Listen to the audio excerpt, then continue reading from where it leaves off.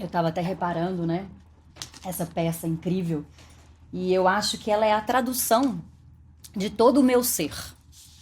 Porque o que é essa técnica, né? Essa arte japonesa?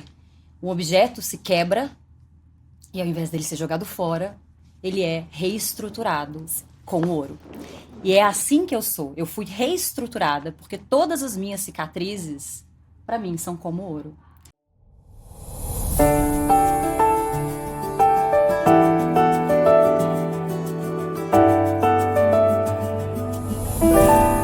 Hoje, eu tenho a honra e o privilégio de receber uma mulher que não apenas transformou a sua vida, mas também está redefinindo a forma como enxergamos as relações familiares e sucessórias.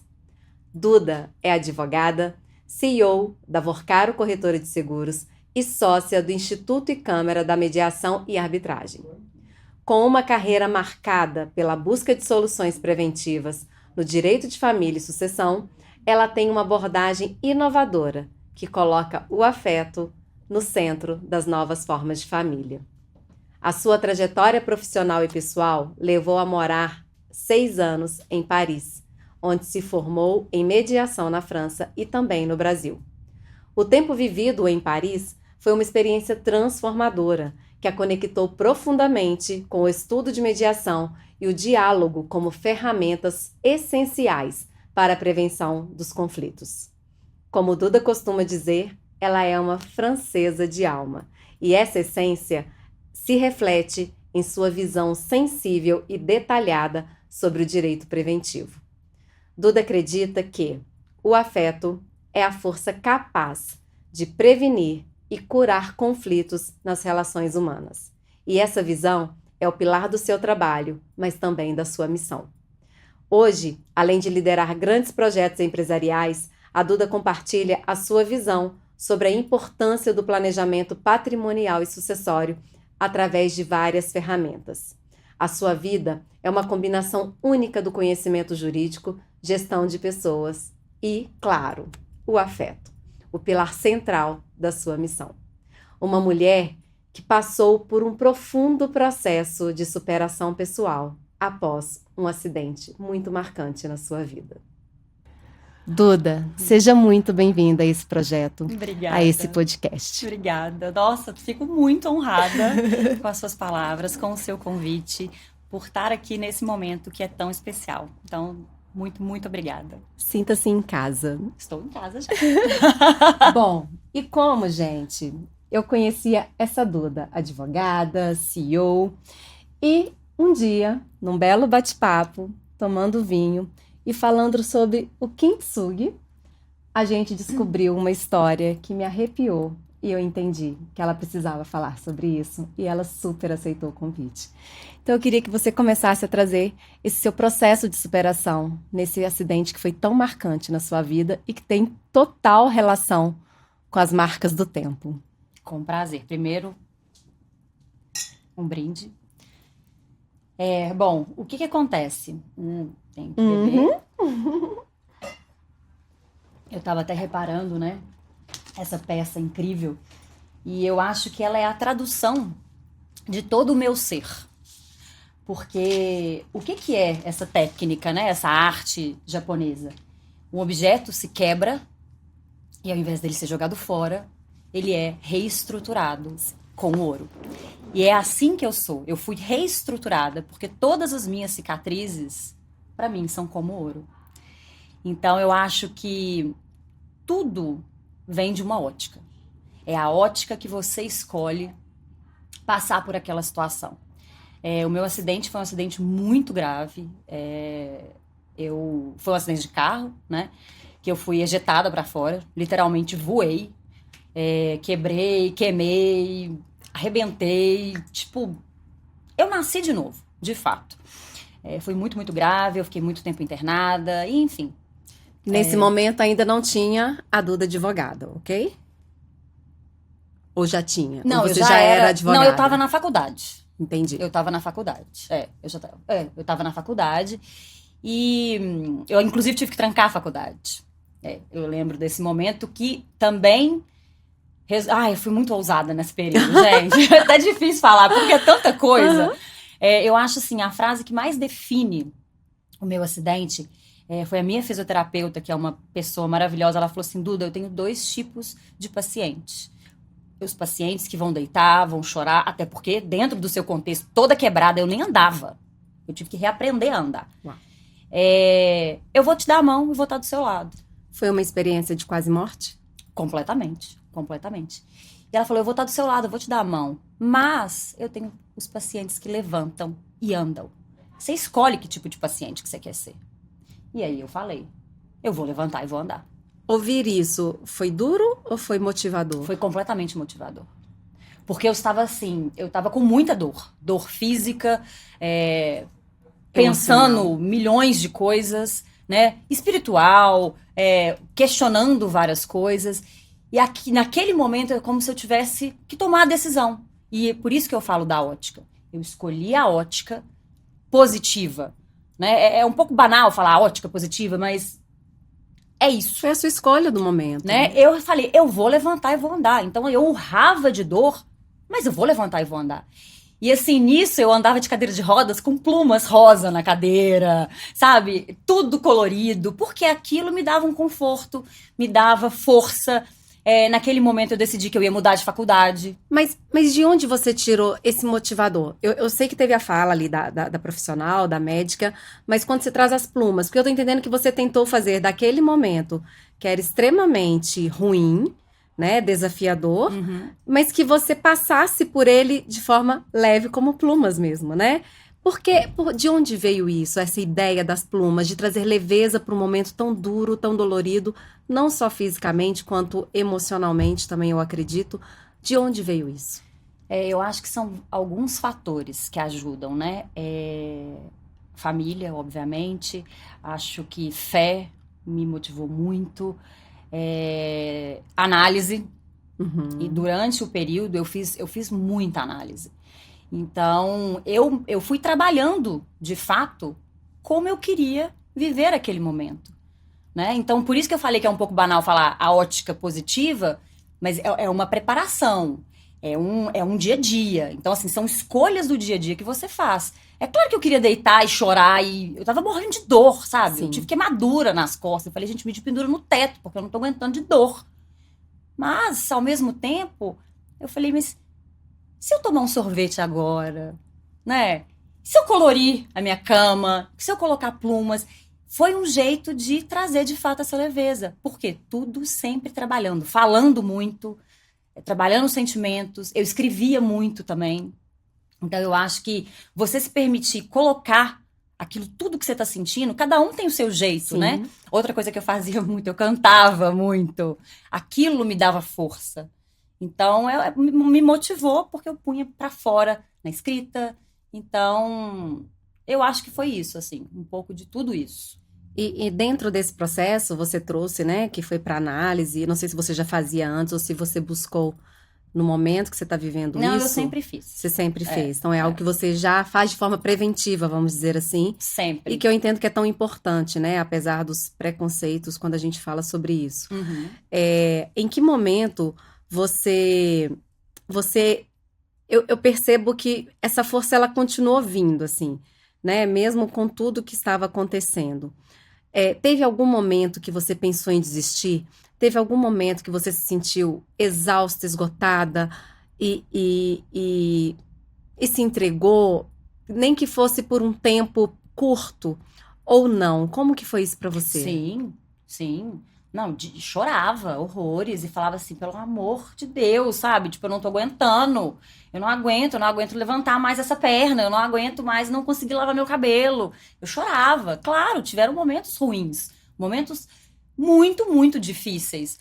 Mas é nessa hora que você precisa ter muita concentração, você precisa ter muita cautela, sabe? Para entender que aquilo também é legal, que você chorar faz parte, que doer faz parte, que vai incomodar sim.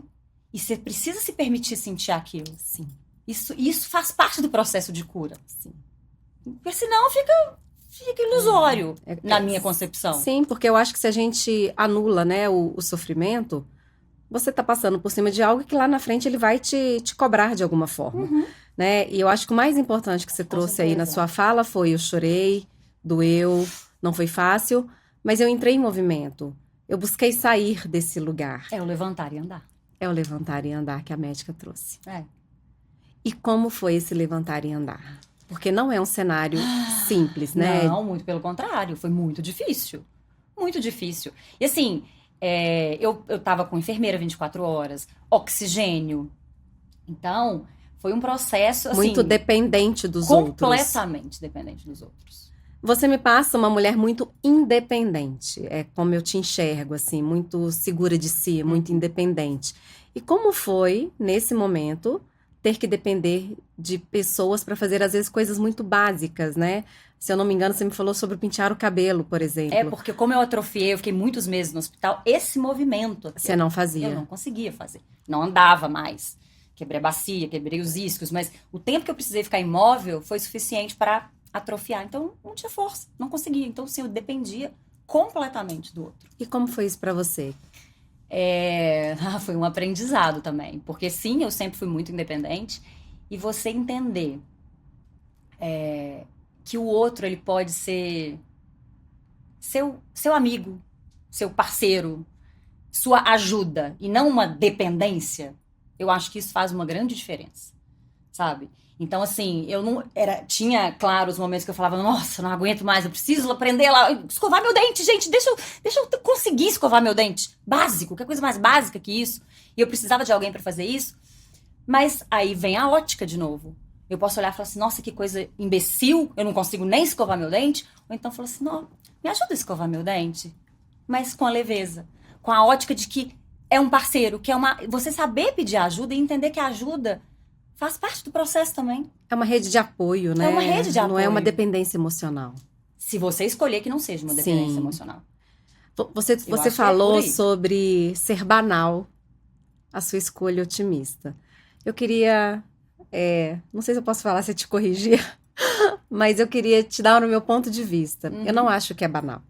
Eu acho que nós, mulheres, principalmente, nós escolhemos onde a gente quer estar. E você escolheu o lado positivo, e quando eu falo lado positivo, não foi o positivo não realista, mas foi um positivo de querer sair desse lugar. Sim. E sem se colocar no lugar de vítima, em que você podia se colocar por tudo que você estava passando. Com certeza. E como foi não se colocar nesse lugar de vítima? Eu tô te falando isso porque eu me coloquei, você leu o livro, eu me coloquei por um tempo nesse lugar, que era uma forma de me proteger, né, na verdade. E como foi para você não se colocar nesse lugar, que eu acho que é, assim, uma vitória imensa quando você está passando por um processo desse. Eu queria muito viver. Uau! Eu senti que nossa, eu tenho tanta coisa para fazer ainda, sabe? Eu tenho que... A gente tem sentido quando a gente faz sentido na vida do outro. E aquilo para mim era muito forte. Eu quero viver. Então, o meu desejo de viver era mais forte do que tudo naquele momento. Eu acho que isso que me ajudava, que me levantava, de fato, né? Eu me emocionei muito com a sua frase, porque a gente está num momento de falar de saúde mental, né, de pró-vida, e eu estive num lugar de quase morte, mas pelo suicídio, né, quase. Foi um quase, graças a Deus. Graças a Deus. Né, e ouvir isso, eu queria viver, eu acho que, profundamente, acho que era o que eu queria também, mesmo às vezes achando que não tinha mais água no fundo do poço, né? E um dia me ensinaram que o fundo do poço tem mola. Então, a gente encontra essa mola, né? E como foi para você, após essa escolha de não se vitimizar, de querer levantar e sair andando? Como é que foi agora todo esse processo de retomada, de voltar à vida, já que você queria viver? Eu, dentro dessa independência, né, fui muito ousada e falei, gente, eu tô de cadeira de rodas, eu tô aqui toda quebrada, mas eu vou mudar de faculdade, porque eu quero estudar no Milton Campos. A pessoa já tava lá, toda quebrada, mas eu vou, porque eu quero. E também, você ter um objetivo, também te dá essa força. né? E aí eu precisei fazer prova de transferência, fui de cadeira de rodas com plumas fazer prova. Então, assim, foi uma conquista. Eu precisei estudar. Então, eu tive parceiros, amigos, queridos, tios que foram lá e estudavam comigo a matéria. Então, você também tem um objetivo, assim, cara, eu preciso disso, também ajuda no movimento. Isso é fundamental. E então, consegui passar, né? Fiz a... Então, você mudou de faculdade. Mudei de faculdade. E, enfim, eu acho que eu queria aquilo pra mim mesmo, sabe? Pela mudança, pela superação, pelo um desafio, uma motivação, né? E aí, no decorrer da minha faculdade, eu sempre tive essa questão, né, da força, do movimento. Então, foi muito, muito bacana, porque eu me identifiquei muito ali na faculdade e tudo que eu sou hoje foi resquício de tudo que eu consegui transformar. Porque eu tive esse olhar de transformação também, sabe? E isso foi muito importante. Ai, gente, eu já tô aqui, ó, segurando para não chorar, mas se você está se conectando com a história da Duda, deixa aqui seu comentário, curte, compartilha, mande para outras mulheres, para outras Dudas, para outras Marias, que às vezes as histórias elas não são as mesmas, mas elas se conectam com algo que a gente vive. Então acho que vale muito a pena, porque a gente acredita que quando uma mulher se cura, várias outras buscam forças para buscar por essa cura também. Então, curte aqui, deixa seu comentário e continua aqui com a gente. Com certeza. E aí, mudei de faculdade? Mudei de faculdade e comecei meu projeto de vida, né? Porque, como eu falei, eu ainda tenho muito para fazer aqui, né? Eu preciso dar sentido na vida dos outros. Então, mas como que é isso? Como é que eu vou dar sentido? Né? É aquela coisa de buscar o seu para quê. Qual que é o meu para quê? E o meu para quê, eu entendi que eu falaria da supremacia do afeto, né? Que você tão bem colocou aí na nossa introdução. Mas foi o que eu busquei durante a faculdade, inclusive meu projeto de monografia, foi a minha monografia, falando sobre a supremacia do afeto nas novas formas de família. Então, eu via sentido naquilo. E hoje, né, alguns anos depois, pós morar na França, tudo que eu vivenciei lá em termos de cultura e evolução no aspecto do direito em si, da lei, eu trago isso para o meu dia a dia hoje. Então, hoje eu fico muito tranquila e muito firme e falar assim, olha, deixa eu te ajudar. A questão é essa. Porque você é mãe, você é mulher, você ou homem, né? Mas Sim. Tô falando aqui no feminino com você, mas a gente é tudo isso. E o que a gente precisa? A gente precisa dessa proteção. Você vai estar protegendo a sua vida, os seus pais, os seus filhos, os seus irmãos. Tudo isso através do afeto. Então, quando eu consigo ensinar o que é isso, claro que não é a matéria do podcast, né? A gente não vai ficar falando sobre isso, mas quando eu consigo levar para a pessoa que ela entende que o cuidar, um contrato, que esses detalhes fala do afeto e não de uma ótica negativa, no sentido, vai me matar, ou, nossa, já tá querendo que eu faça um testamento, como assim? Não, é a proteção, é o carinho. E as pessoas, quando eu consigo fazer com que elas entendam isso, aí eu faço a mediação entre elas. Mais uma vez, é a ótica, né? É a ótica. Exatamente. Então, eu conseguir passar essa ótica pro outro, eu já acho que faz sentido o que eu faço. Olha que louco isso, né? Porque é a forma com que a gente encara tudo na nossa vida. Tudo. Então, se eu encaro que eu já estou prevendo algo, ao invés de entender que é uma forma de me proteger, de nos proteger, de cuidado mesmo, toma um outro rumo, né? Passa a ter outro sentido, assim na vida. Mas eu queria que você... Porque quando você fala para mim da supremacia do afeto, para mim tem muita relação com o que você viveu no seu acidente, com o que você viveu no seu processo de superação, porque eu enxergo o afeto o tempo inteiro quando você contextualiza o seu processo ali de recuperação, seja da sua família que estava ao seu lado, seja dos seus tios que te levaram de cadeira de rodas para a faculdade, seja da médica que te falou, com certeza. Você vai levantar e vai sair andando. Então, explica pra gente um pouquinho, que eu acho que vale muito a pena, acho que isso é uma informação importante, que às vezes a gente não está acostumadas a ouvir no dia a dia, o que é realmente essa supremacia do afeto? Como eu faço para introduzir isso de forma consciente na minha vida?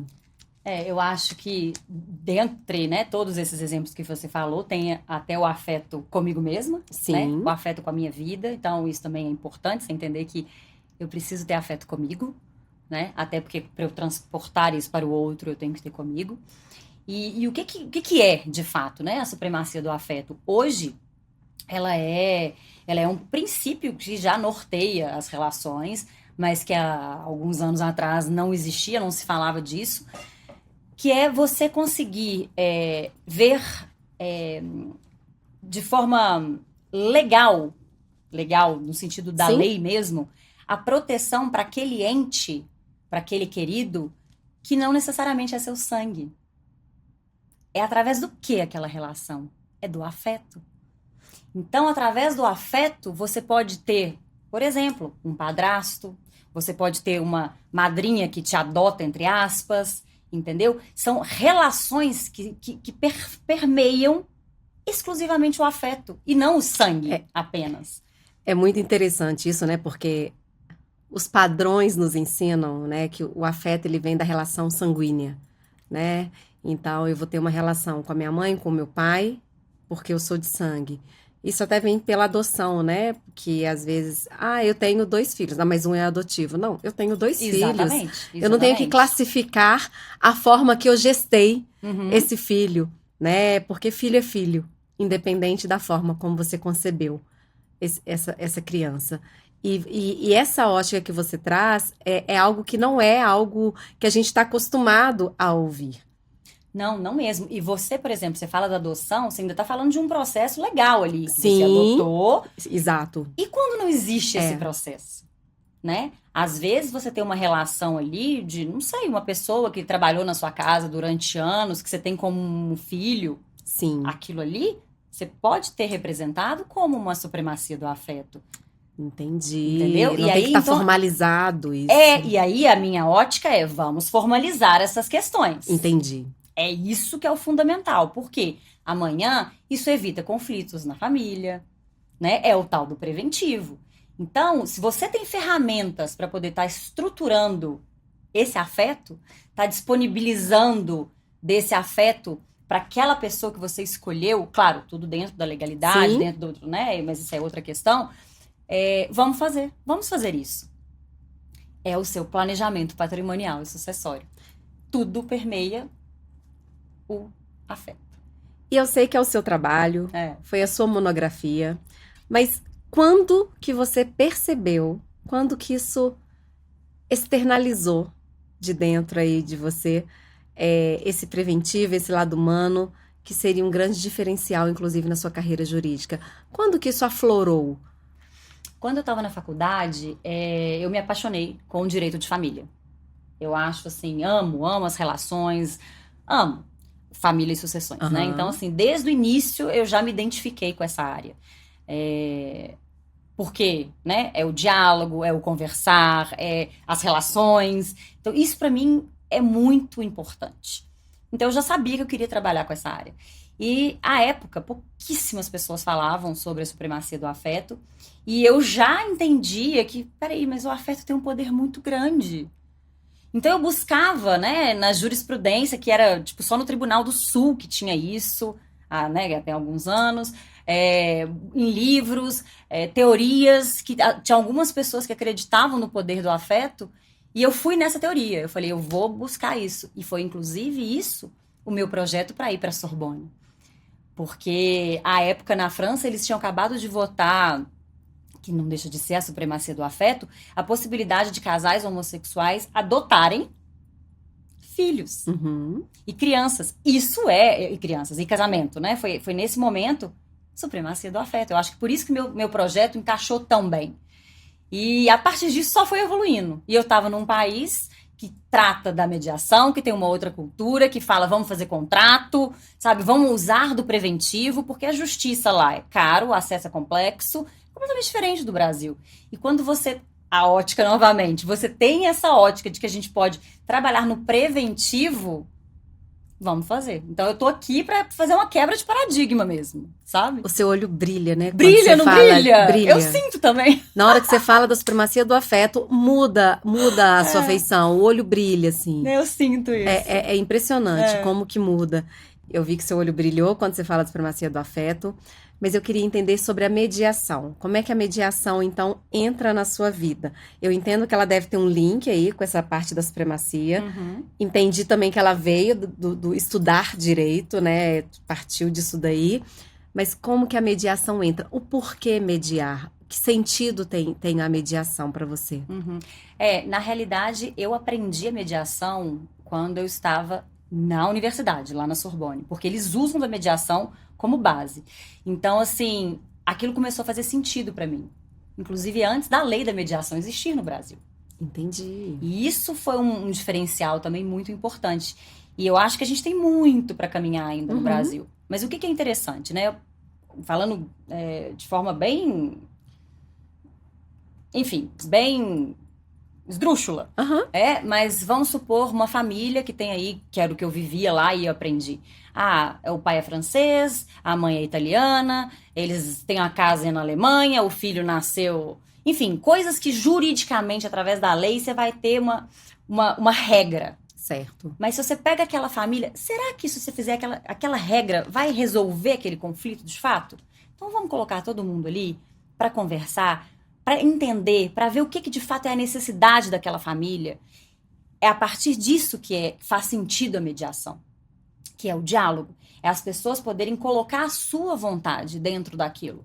Né? Por exemplo, fazer um pacto antinupcial. Às vezes, né, é interessante você fazer mediação com o casal, porque senão a mulher vai virar e falar assim, mas você não quer me deixar o dinheiro? Ou o marido vai falar, não, mas porque você quer isso ou aquilo. E não é bem isso. Existe uma delicadeza ali que nós, mediadores, né, a gente é treinado para ouvir isso, e a gente está traduzindo ali para o casal e entendendo, claro que a gente não define nada, são Sim. eles que definem. Eles vão colocar, mas a gente vai conduzir ali de uma forma que você consegue fazer um pacto, por exemplo, lindo, que as pessoas vão estar colocando o seu desejo e entendendo as dores, entendendo as dificuldades, mas vai sobressair ali a vontade deles. Então, é isso que tem sentido a mediação. E aí, amanhã, quando você tem um contrato desse, para que você vai ajuizar uma ação, sabe? Evita transtornos futuros, exatamente, né? você vai depender do judiciário, que todo mundo hoje processa, qualquer razão processa, demora horrores, o Brasil tem milhões e milhões de processos, e detalhe, você fica à mercê de uma decisão de um terceiro. Não é melhor você tomar à frente da sua decisão, do que você quer, você e o seu parceiro, enfim, definirem juntos o que é melhor para aquela criança? Existem casos hoje lá no tribunal que as pessoas ajuização para escolher qualquer escola que a criança vai estudar. Sabe? Chega então, nesse assim, ponto. chega nesse ponto. Então, será que não falta de fato um diálogo? Vamos pensar ali naquela criança. Então, por isso a mediação Uma boa é tão conversa, linda. né? Sempre É o diálogo. isso. É o diálogo. Isso evita conflitos, né? Você tá trazendo ali, se você tem o objetivo de transformar ou preservar que seja aquela relação, vamos conversar. Você vai simplesmente ajuizar uma ação? Acabou ali. É mais difícil do que sentar e conversar. Né? Mais uma vez no preventivo, né? Eu acho que é o que eu sempre falo muito, né? Quando a gente fala de saúde mental, que é o que você trouxe aí, de você sempre buscou por análise, que é não precisa esperar adoecer para buscar, não precisa esperar um conflito para resolver. Se a gente, né, antecipa e resolve isso antes, evita muitos problemas e muitos conflitos e desavenças lá na frente. Com certeza, com certeza. E é isso. E o que isso tudo quer dizer? Supremacia do afeto. Por quê? Quando você sai ali do seu lugar e o outro também, para definir uma questão, seja por um filho, seja por um futuro casamento, seja por uma futura família, ou para a família que é dos antecedentes, isso tudo fala do afeto. É por um bem maior, né? Acho que tira do lugar do ego, né? De Exato. Cada um, que todos nós seres humanos temos. É isso. E você quebra um pouquinho esse ego. Uau! Gente, que aula, né? Que a gente está tendo aqui agora. Eu acho que é um grande aprendizado, acho que para qualquer pessoa na vida, independente de onde você esteja, das suas relações. Acho que pensar sobre isso, refletir sobre isso vale muito a pena. E é uma coisa que a gente não é ensinado. A gente não é direcionado para isso, Não mesmo. né? Deixa o bicho pegar e depois resolve. E olha como eu gosto muito do preventivo, né? Eu sou dessas, assim, né? Então, seja através da parte física, seja através de questões mesmo, vamos trabalhar sempre o preventivo. Mas para mim é uma grande aula que você está dando aqui, porque é algo que eu nunca havia me aprofundado, é algo novo ouvir. E que gostoso ouvir do jeito que você traz. Você traz com uma leveza que eu acho que a gente não enxerga quando a gente fala disso. É exatamente isso que a gente precisa. Entender que todo esse assunto é pelo amor, é pelo afeto, é pelo carinho. E não simplesmente, nossa, você quer mexer nos meus bens? Ah, você quer me matar? Você tá querendo... Não, pelo contrário, é uma organização. Então, quando a gente, novamente, se a gente mudar essa ótica, né, e entender que isso é uma coisa positiva, a gente consegue fazer toda uma organização, né, todo um planejamento patrimonial e sucessório que de forma leve. Sem peso. E todo mundo precisa disso. Porque, gente, a única certeza que a gente tem é essa, a gente vai morrer. Sim. Então o inventário vai ter que ser aberto. Independente, né, da sua classe, independente, né, de onde você vive. Com certeza. Né, todos nós precisamos passar por isso. Lembrei aqui, né, eu costumo dizer, meu pai fez a sua passagem em 2020 e a gente costuma dizer, quando fala gente, é porque eu, né, os meus irmãos, a minha mãe, que ele resolveu tudo para depois ir, né? Então, e assim, meu pai tem tinha quarta série de grupo, né? E a sabedoria era tão grande que a gente não teve nenhum problema pós-partida dele. Tava tudo resolvido, né? E isso traz uma paz para um momento de muita dor. Com certeza. E olha só, porque se a gente, né, você tá vivendo luto, você tá sofrendo, e aí você ainda tem que passar por todo aquele processo burocrático de inventário, de divisão, sei lá, né, para quem tem que dividir, é muito ruim, é muito transtorno. E além da dor que você tem que viver e faz parte passar por aquilo. E aí, na hora que você foi falando isso, me recordei desse momento, assim, porque eu trouxe uma fala um dia que, assim que ele foi enterrado, eu acordei muito leve no dia seguinte. Eu tinha sonhado com ele. E eu não entendia por que a leveza. Mas, ao mesmo tempo, o afeto estava muito presente.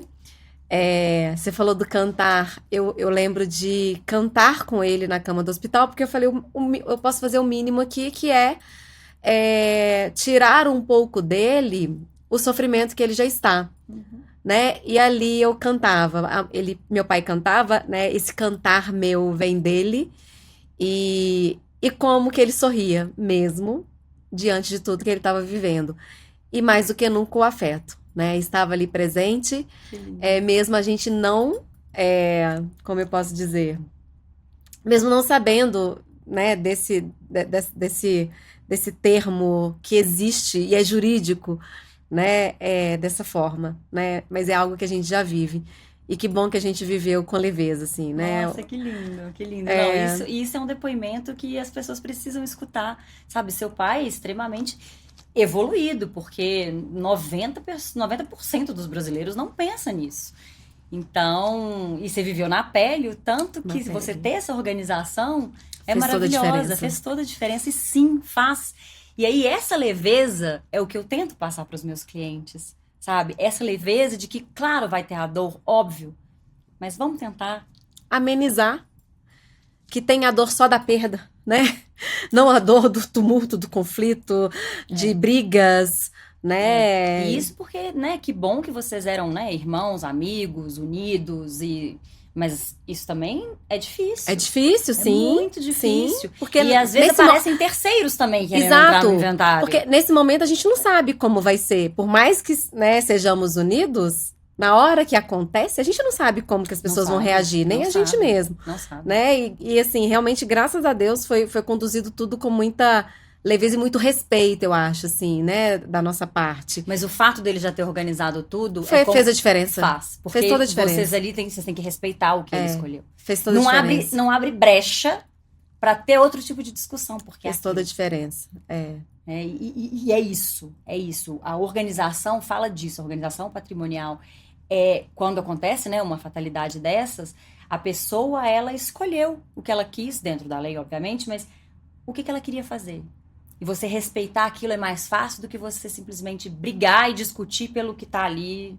E aí, como é que vai fazer? Aí terceiros aparecem no inventário. Sim, se envolvem, né? Nossa, é muito complexo. É um processo muito complexo, demora anos. Então, assim, vamos tentar olhar por essa outra ótica, né? Vamos aproveitar que você falou de organização e a importância, né, que é o que você falou, né? Ele foi com tudo organizado. Então, isso facilitou e trouxe a leveza para o processo. Como que você, né, diante de todas as frentes que você tem, enquanto advogada, enquanto CEO, né, mediadora, como que você busca por organização, por foco? Como que você equilibra a sua vida profissional com a sua vida pessoal? A Duda, nos múltiplos papéis que ela exerce, né? Eu trouxe aqui na abertura, né, que você é uma mulher multifacetada, se eu não me engano, foi o termo que eu usei aqui. Como que você se organiza? Como que você se equilibra? Como que você se prioriza diante a tantas demandas do que o seu mundo exige? Nossa, e são muitas demandas mesmo. E nem sempre dá certo, tá? Sim. Claro que às vezes dá um opa, mas é engraçado quando não dá certo, você já vê que a coisa desestrutura. Então, a importância de você ter uma organização do seu tempo, da sua rotina, isso é fundamental. E o que eu tento fazer é respeitar alguns momentos que são meus. Isso para mim é fundamental. Seja quando eu chego em casa, abro meu vinho, vou escrever alguma coisa. Assim, 30 minutinhos, mas é o tempo que eu tô ali na varanda, mas sabe, é meu, aquele momento é meu. Isso é fundamental. Eu preciso ter isso todos os dias. Seja no chuveiro, às vezes, sabe? Ou, sei lá, na esteira, na academia, ou na sauna. Que não interessa, mas eu preciso respeitar esse momento. É um momento que eu vou me conectar, ou não pensar em nada, ou vou escrever, ou vou rezar. Enfim, não interessa, mas é um momento que é meu. Então, isso é a primeira coisa. E segunda é a constância, né? A constância, que é uma coisa difícil. A disciplina é muito difícil. Quantas vezes você fala, nossa, pra academia agora de jeito nenhum. Você vai na força do ódio, mas vai. Vai. Então, assim, eu tento cumprir com o que eu coloquei pra mim. E eu vejo, quando eu consigo cumprir, o meu dia flui e sobra espaço. Sabe aquela coisa, carro apertado que anda? É isso. Porque se eu fico dormindo hoje eu vou dormir até 10 horas da manhã, tá tudo errado. O dia não funciona. Mas se eu acordo cedo e já vou, a coisa flui. E é maravilhosa, e me dá aquela energia. E é claro, cada um vai saber se eu vou malhar de manhã ou se eu vou malhar à noite. O que te faz ali ter aquele tempo? Eu, por exemplo, eu gosto de jogar tênis, então é o meu momento ali também de desestresse. Então, é você identificar o que você ama, o que você gosta, ter o seu tempo e tentar essa constância e essa disciplina. Então, assim que eu me organizo com as milhões de tarefas que eu tenho durante o dia. No decorrer da sua rotina, da sua vida, talvez no momento do acidente aconteceu, mas em algum momento, talvez, ou mais atual, você passou por algum processo de esgotamento, de exaustão? Sim. Nossa, muito, muito. O próprio período, até morar na França, né? Foi um período muito árduo, porque assim, é lindo morar na Cidade de Luz, né? Cidade maravilhosa. Como você falou, eu sou francesa até de chegar alma. lá, né? Tá, mas existe um dia a dia que é muito difícil, né? Você conviver com outra cultura, você tá com parisienses que são pessoas, né, que tem enfim, é a cultura diferente, Sim. Você tá completamente sozinha, você ter que se reinventar e entender que não, eu escolhi estar aqui, então eu preciso estar aqui. Mas tem muito momento difícil. Tem muito momento que você fala assim, Senhor, me ajuda, o que eu faço? Eu não quero sumir, quero ficar embaixo da minha coberta, não quero sair, apesar de estar em Paris, mas eu quero ficar escondidinha. Então, sim, tiveram momentos difíceis. E aí, eu precisei buscar ajuda. Eu precisei intensificar a minha análise. Eu fui criada no meio da análise, assim, né? Minha mãe é psicanalista, então, assim, a gente já cresceu com uma coisa sendo muito natural. A primeira vez que eu fiz análise, eu tinha 7 anos de idade, que foi na separação dos meus pais. Então, eu entendo, e hoje eu já sei identificar momentos que eu preciso estar mais intensa ali. Eu ia te perguntar isso, se você consegue perceber na hora que tá ultrapassando o limite aí pra chegar no esgotamento, numa exaustão, Eu acho assim, quanto mais você vai fazendo o autoconhecimento, né, mas você você se vai conhece. entendendo. Então vai desde pequenos detalhes, tipo, o seu armário não tá tão arrumado quanto ele é. Pois isso aí ele já tá falando que tem sinal. alguma coisa estranha. Então, Eu quanto falei mais... disso aqui, você viu, né? Então, assim, quanto mais você se autoconhece, você começa a entender que, peraí, mas eu tô querendo dormir mais, eu tô querendo, né? Nem sempre é tão óbvio, Sim. né? Às vezes você se perde e tá tudo bem, e faz parte, acontece, já aconteceu comigo também, mas é você ficar atenta a você mesma. Fique atento a você mesma, sabe? Tipo, se o seu armário é sempre arrumado, se você começou a jogar sapato, são pequenos, mas alguma coisa São errada. pequenos sinais.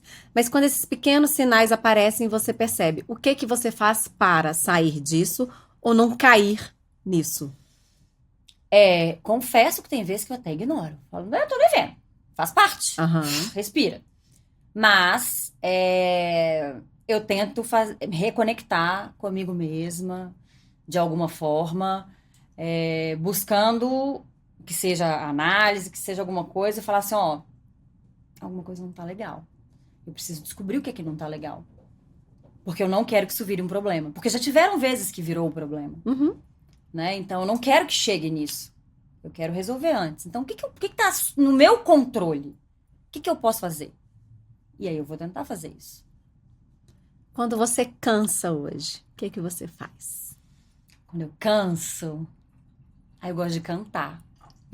Não canto bem, não, tá? Mas Canta sim. eu canto. Eu fico bem introspectiva. Bastante, assim. Eu tenho ali meu momento, que eu pego meu vinhozinho e vou entender e tentar escrever, porque pra mim isso me ajuda. Uhum. O que tá acontecendo? O que eu posso mudar? Entende, Duda? Peraí, tem alguma coisa errada. Eu tento entender, enxergar, porque eu preciso curar aquele momento. Eu quero curar, porque eu quero viver. Você consegue se reconectar com você, então. Eu acho que é o mais importante. Eu paro tudo e falo assim, peraí, agora sou eu. Perfeito. Eu costumo dizer isso, né, com as meninas da mentoria, que fazem mentoria comigo de gestão do tempo, que se tá tudo louco, bagunçado, tá aquele turbilhão, para. Mas eu tenho muita coisa pra fazer. Para. Porque se você não parar, você não vai conseguir continuar. E uma hora você vai ser parada. Vai, com certeza. Deixa eu te dar um exemplo que veio assim na minha Sim. cabeça agora, que é exatamente isso. Quando eu tava escrevendo minha tese, você quer escrever, você quer liberar. Só que chega um ponto ali que você não consegue desenvolver A mais. mente não vai mais. Mas aí você fala, as pessoas te chamam pra sair, não posso, eu tenho que escrever. Aí a pessoa fala, não, vamos fazer, não posso. E você fica naquilo ali, é um ciclo vicioso. Aham. E eu lembro a minha analista falando comigo, para, vai descer, Só para, vai pra um né? jardim, vai passear, vai fazer outra coisa. Não, mas eu não posso perder tempo de escrita. Você vai ganhar tempo de escrita. Porque você empacou. Você relaxa a mente. E a vida é isso, com tudo. Então você precisa parar. Para e vai se reconectar. E não é um tempo perdido, pelo contrário. Você vai ganhar aquele Você tempo. ganha. Porque é qualidade, Exato. né? E é por aí. E já que falamos em tempo, o que é o tempo pra você? Nossa, essa pergunta é bem complexa, É forte, né? é forte. O que é o tempo? Nossa, eu acho que são tantas óticas. Eu e a ótica, né? Você já percebeu. Tempo pra mim é recomeço, possibilidade, saber o momento de ousar, é o viver. Bom, pelo menos eu tento levar o tempo dessa forma, né? Porque o tempo tá passando muito rápido e quanto mais a gente conseguir levar o nosso tempo dentro do que a gente acredita, dentro do que a gente se propôs, vai fluir melhor, eu acho. Que lindo. E o que te nutre e te faz continuar, mesmo diante de tantos desafios no campo profissional ou na vida pessoal? A minha família. minha família, ao afeto de novo, mas a minha família, minha mãe, assim, você poder contar, sabe? Que você tem ali parceria mesmo na sua vida, amigos, acho que é fundamental isso. Até, gente, eu morava com um Atlântico de distância das pessoas, mas era importante, você sabe ali que você tem aquele carinho, aquele cuidado, aquela pessoa que te ama, né? Meu marido também, obviamente. Até minhas cachorras, sabia? Sim, fazem parte. Fazem parte. Às vezes eu tô assim, meio jururu, eu agarro assim elas e falo, "Ai, pronto." Sabe assim? Então acho que é o amor, tá vendo? É o afeto, é o afeto. É o amor pelo meu trabalho que me faz querer levantar todo dia, sabe? É o amor pela vida, é o amor. E é isso, acho que foi me dado uma segunda chance. E eu preciso, quero e desejo vivenciar isso da melhor forma possível. E aproveitar, né, essa É. segunda chance. É. E se você pudesse deixar uma mensagem para essas mulheres que estão nos assistindo, para que elas voltem a acreditar nelas, para que elas voltem a se reconectar com elas, que mensagem seria essa? Eu acho que é uma mensagem que para mim foi muito válida, que é todo dia você pode recomeçar. Todo dia. Todo dia é um novo dia. E tem dia que é péssimo. Tem dia que você não dá conta mesmo. Ok. Se preserve naquele não dar conta. Mas amanhã é um novo começo. E você pode recomeçar. Né? E não tenha medo de recomeçar. E não precisa ir sozinha, né? Não precisa ir sozinha. E às vezes, e aos pouquinhos. Sim. É cada passinho. Não é automático, não é... vou mudar tudo. Não. Vai. Entenda você, o seu momento, a sua vitória. O que pra você, aquele coisinha pequenininha ali é de vitória. Eu acho que foi o que me ajudou e é o que me ajuda todos os dias. Celebrar as nossas pequenas conquistas diariamente, né? Exatamente. Que é o que a gente tem feito. Exatamente. E acho que é isso, assim, pra gente não deixar que as marcas do nosso tempo sejam invalidadas e sejam anuladas, sendo que elas têm muito valor. Elas valem ouro. Elas valem ouro. E entenda isso. Você pode estar quebrada. Reconstitua-se no ouro. Nossa, eu falo exatamente isso, assim. Em janeiro eu tive dengue e chikungunya. E eu parei, né? Eu fiquei 30 dias de cama, 60 dias parada, sem trabalhar. E teve eu busquei a minha rede de apoio, mas teve um certo momento que veio uma mensagem muito forte para mim, que era: volte para o lugar que você ensina, que era a minha mentoria. E aí eu entendi o porquê que eu desenvolvi aquele método, porque era para saber para onde eu ia voltar o dia que eu estivesse quebrada, que eu precisasse recomeçar tudo de novo. Porque é isso, a nossa vida é feita de ciclos, de recomeços, e tá tudo bem recomeçar quantas mil vezes a gente quiser. Sabe uma coisa linda? Debaixo do gelo germinam flores. Uau! São as estações, tudo passa, tudo tem a sua marca, mas pensa nisso. Debaixo do gelo germinam flores e sempre vai, porque faz parte da natureza, né? E é isso que você tem que buscar. Você pode estar assim, no cúmulo do gelo. Germinam flores. Gente, olha isso. Se tá fazendo sentido para vocês, curte, deixa seu comentário, conte um pouco da sua história pra gente, porque a gente acredita que quando a gente compartilha, a gente também está se curando, está nesse processo de evolução. Duda, pra gente finalizar, eu não poderia finalizar sem ser através da música, né? Você sabe o quanto a música representa e eu sei o quanto você também gosta da música. Você trouxe a música aqui como um acalento para os seus momentos. Sim. E que música te representa hoje? Claro, não tem como eu não voltar, né? No momento mais marcante da minha vida, que foi o meu acidente, que é um momento de superação. Sim. Né? De vitória, de conquista. E de renascimento. De renascimento. E a música, eu trago ela comigo até hoje, assim, todos os dias. Eu não sei o nome dela, não sei se é Nada é Impossível para Ti, mas a letra fala sobre isso, né? Por que tenho medo se nada é impossível para ti? Então, é o que me move todos os dias. Você consegue cantar? Meu Deus do céu! Em francês, que eu sei que em francês você vai conseguir. Você é uma francesa de alma. Imagina, olha que chique, a gente finalizando com a pessoa cantando em francês.